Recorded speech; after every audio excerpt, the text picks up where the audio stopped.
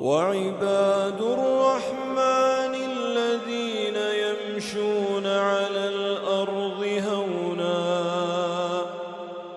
وإذا خاطبهم الجاهلون قالوا سلاما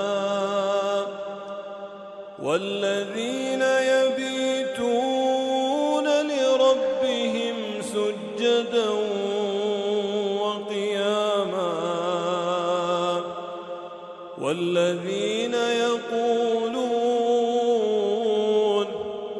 والذين يقولون ربنا اصرف عنا عذاب جهنم إن عذابها كان غراما إنها ساءت مستقرا ومقاما والذين إذا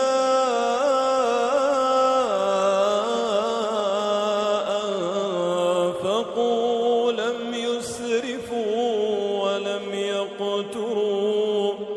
وكان بين ذلك قواما والذين لا يدعون مع الله إلها آخر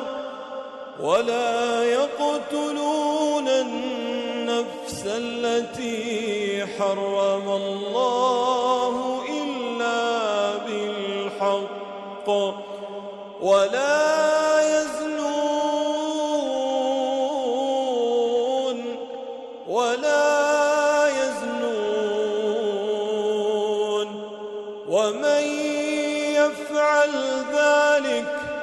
ومن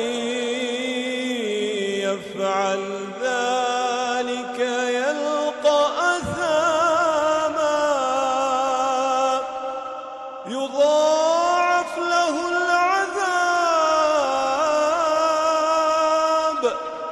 يضاعف له العذاب يوم القيامة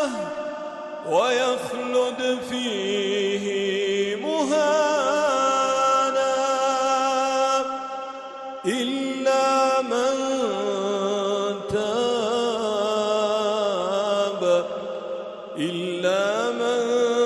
تاب وآمن وعمل عملا صالحا إلا من تاب وآمن وعمل عملا صالحا فأولئك يبدل الله سيئاتهم حسنات وكان الله